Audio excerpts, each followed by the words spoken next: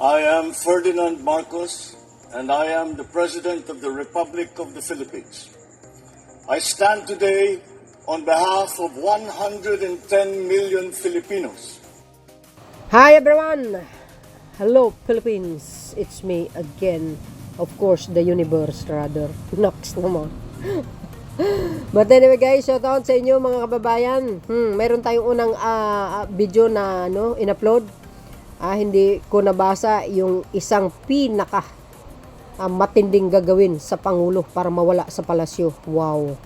Well, thank you naman kay Madriaga.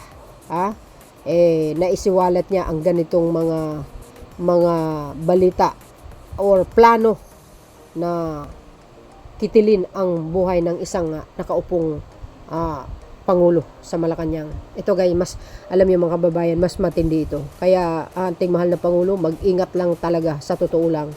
Mag-ingat at mag-ingat. Doble dasal guys sa kanyang kaligtasan at ang kanyang buong pamilya. Kaya well, I think God will not allowed na gagawin nila kay Pangulong Marcos Jr. dahil napakabait na Pangulo na ito 'Di ba? Konsensya nyo lang 'yun pag ginawa nyo 'yan. Na wala man siyang kasalanan sa inyo. Hindi naman siya nang aaway, nagtatrabaho lang. Napakatino niya at magaling na Pangulo ng bansa, 'di ba? Alam nyo, sa ganyang mga balita, sus, pag may nangyari sa Pangulo, sigurado alam na kung sino ang dadamputin. Matik yan. Magkagulo talagang bansa nito, sigurado. Kaya wag yung tangkain. Maghintay na lang kayo. Kung tatakbo kayo sa 2028, idaan nyo sa tamang proseso, hindi sa dahas. Dahil hindi kayo talaga makakaupo kahit kailan talaga. Oo, totoo yan guys. Hindi talaga makakaupo yan. Itaga mo sa bato mo, sa pagmumukha mo. Hindi ka talaga makakaupo kahit kailan. Sabi dito mga kababayan, para kumpleto detalyado basahin ko, okay? Sabi po dito ng People's Tonight, ibinunyag ni Ramel Madriaga sa isang permado niya na 3 pahinang handwriting letter na may pitsang Abril 11, 2026. Ang umanay pagpayag noong 2021 ni dating Pangulong Rodrigo Duterte na mag-running mate ang anak na si Vice President Sara Duterte kay President Ferdinand Marcos Jr. for a plan of retaking the presidency from BBM by year 2025. Last year yan, kaya nagkaroon maraming rally pero hindi po sila nagtagumpay. Kaya pala yung isang litrato ng babae kumbaga naka-ready na para mag-outtaking, yung palapalpak, hindi nagtagumpay. Hindi nagtagumpay yung pagpapatalsik kay Pangulong Marcos Jr. nung sa rally na yan. Di ba? Kita nyo yung mga litrato niya, nakabarong na feeling magaling. Akala mo matalino, magaling mamuno, palpak.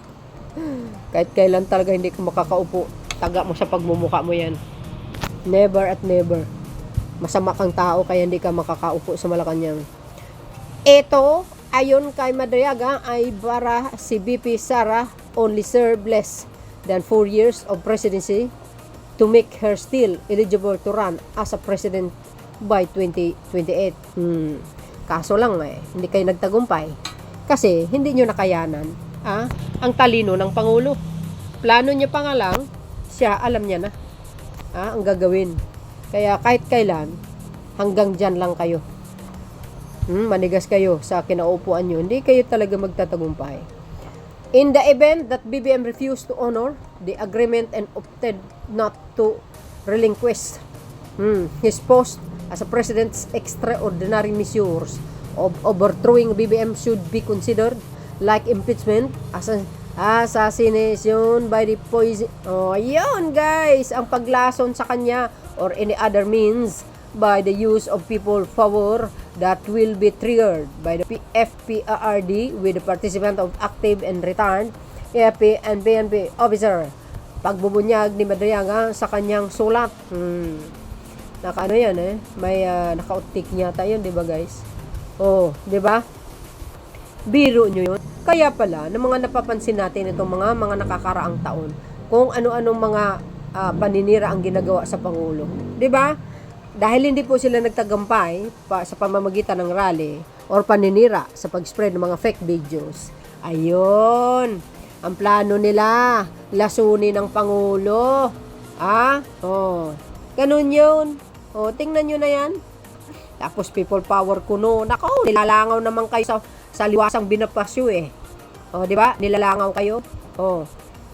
Kaya pala yung isang malaking rally, kasama din pala yun sa plano siguro.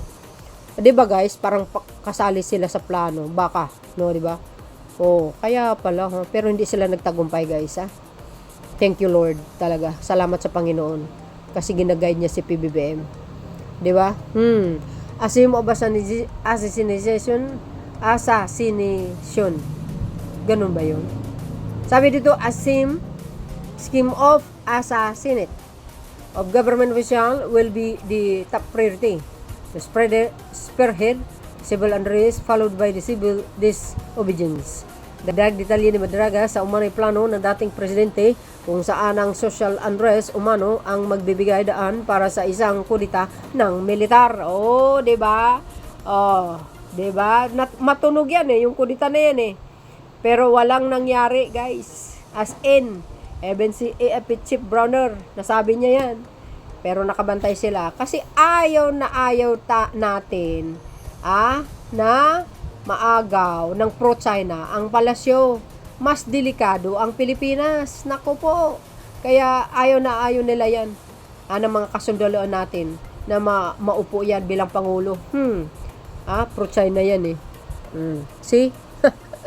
No comment pagdating sa issue ng West Philippine Sea. Ayan.